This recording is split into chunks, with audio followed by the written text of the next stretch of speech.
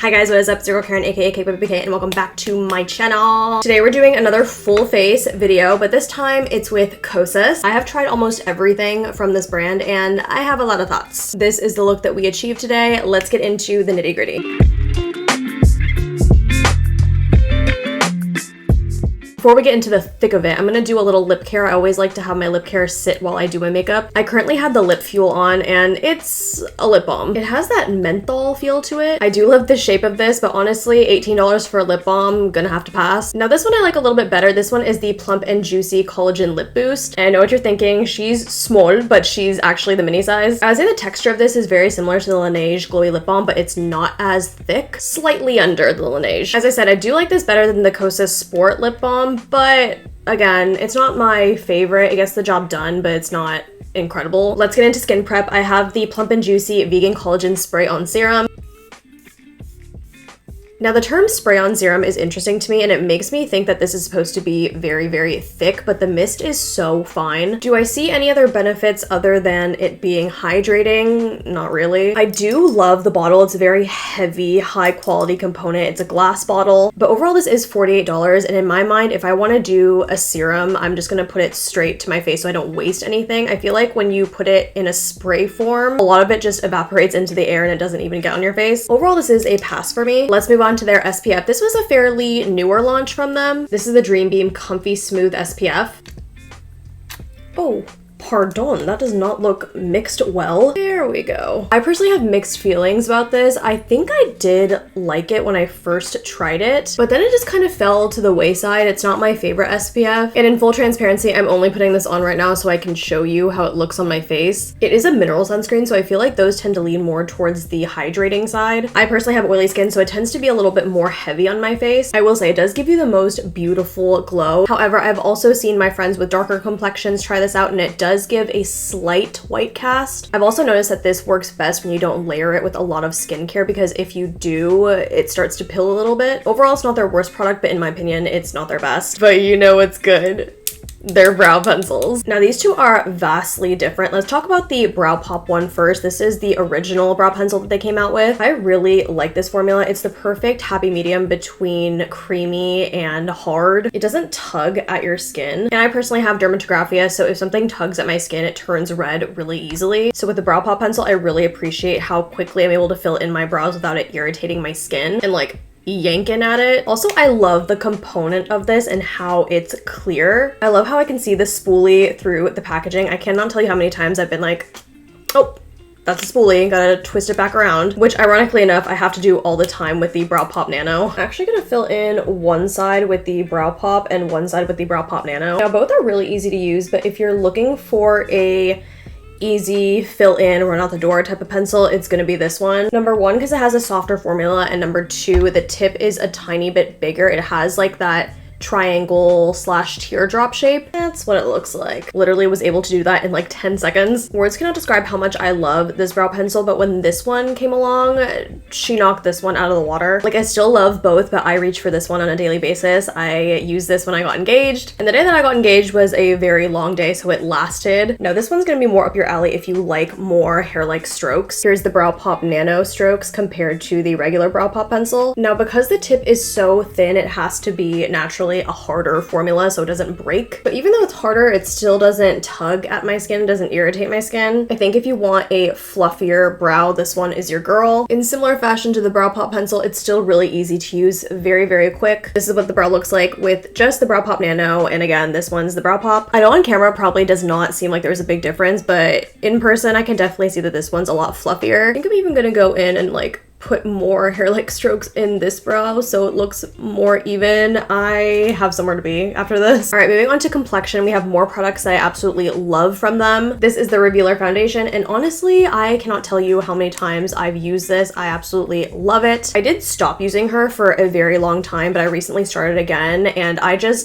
it reminded me of how much I am actually in love with this, and I was like, why did I stop using this? Not gonna lie, she kind of inspired this whole video. If anyone's curious, I'm in the shade 250 medium tan warm, and she is a thick full coverage foundation, so be wary. If you're a clean girl, you like a little skin tint, you like a little light coverage, she is not for you. Like, Sorry. I would say this foundation leans more towards a natural matte finish, but since we did so much skin prep, that glow is really peeking through. The singular thing that I'm kind of about when it comes to this foundation is the scent of it. It has a very not bad scent, but it just smells very floral heavy. And the same goes for the concealer. I'm not gonna stay here too long, but just know that I absolutely love this. It is amazing on my oily skin. If you really want to sheer it out, it has a medium coverage, but if you build it up, it definitely can reach a full coverage, but it still does not feel heavy or cakey, even on my oily skin, which is such a godsend. But moving on to concealer, this is the Revealer concealer. This is actually my second one of these. I'm in the shade 5 Warm, if anyone is curious. And I know there was a lot of beef with this concealer for some reason. People were saying that it smelled and that it was moldy, but I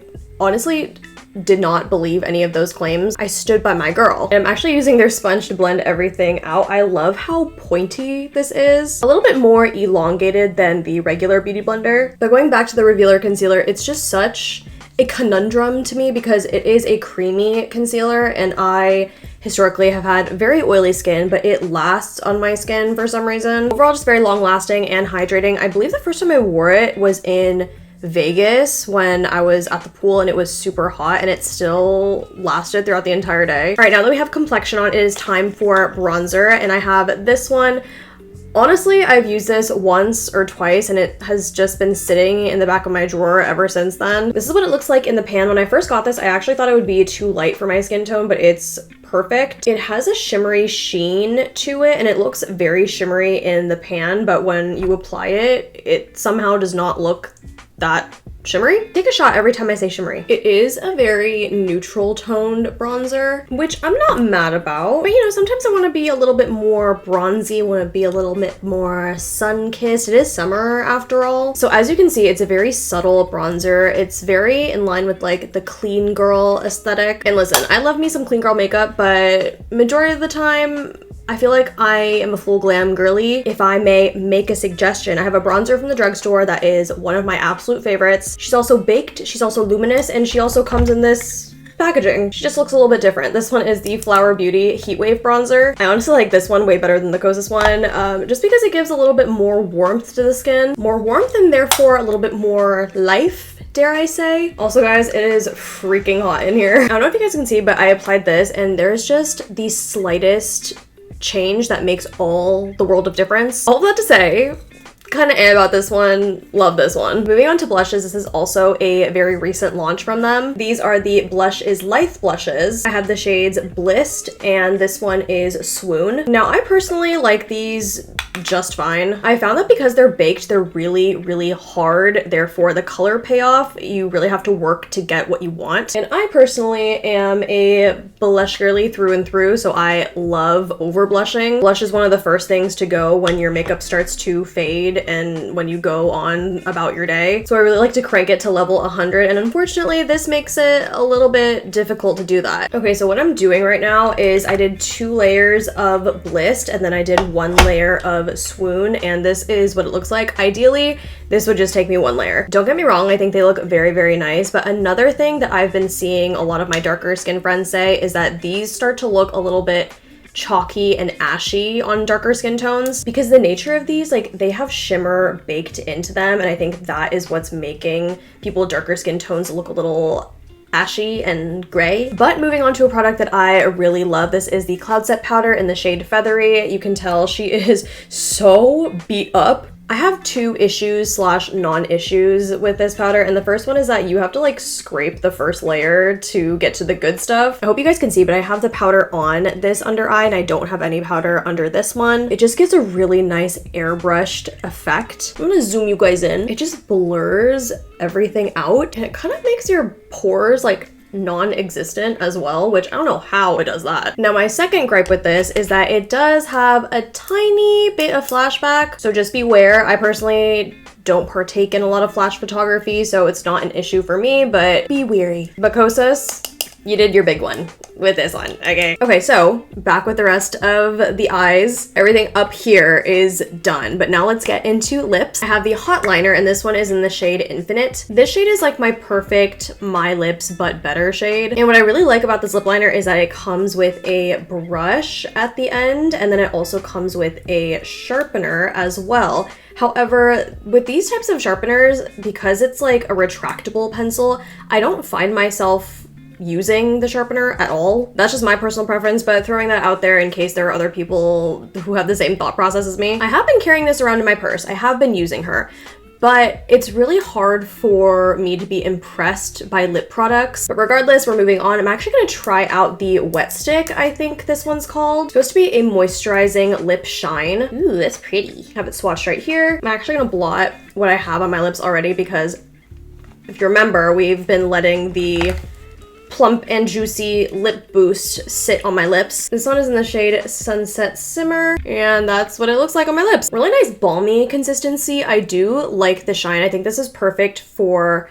the type of person who doesn't like the opacity of a full-on traditional bullet lipstick, but still wants a little bit of color, a little bit of shine to look put together. And I'm also gonna put a little bit of the lip oil on top. This one is in the shade Bare. Just putting some in the center because this is a lighter shade and I want the center to look like it pops. Now, all of these are perfectly fine. Again, it takes a lot for a lip product to wow me. They're not bad products, is what I'm trying to say. Now, the face is done, but I do have a few other products that I want to go over. This is the Glow IV. By far the worst product that they have ever come out with. I did a dedicated TikTok on this product when it first launched, and I'll link it down below. I'll also show you in this video. This is just like, it's so glittery, and you're supposed to use this in a multitude of ways. You can use it as a highlight, so at the high points of your cheeks, or they also advised me to put it underneath foundation, but I kid you not, you look like Edward Cullen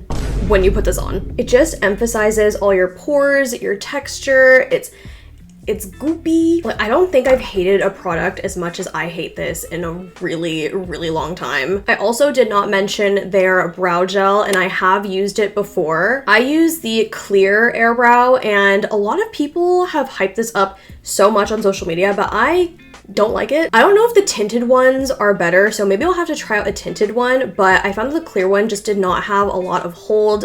I have very stubborn brow hairs, so it takes a lot for me to really like a brow gel. I also have tried the Kosas deodorant, and I did like how it masked the odor, but let me tell you, I'm a sweaty bee.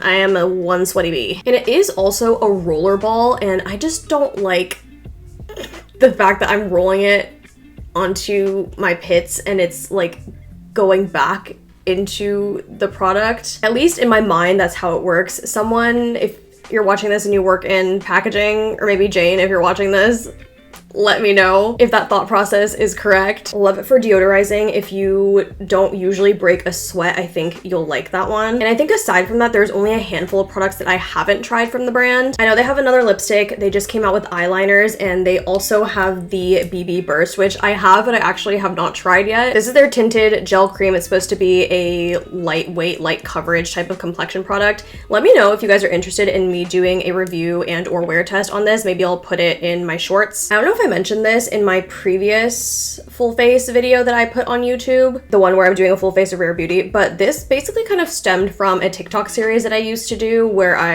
again, did a full face of X makeup brand, but it's been over a year since I started that series on TikTok, and since then all of this makeup has just come out, and I feel like that's what kind of sparked this YouTube series because I just have so much more to review. So let me know if there are specific brands you guys would like me to do videos on, but that is basically everything that I've tried from Kosas. Let me know if I should do any other brands that you're interested in. And with that being said, don't forget to like, comment, subscribe, thumbs up, all that good, and I'll see you guys in my next one. Bye!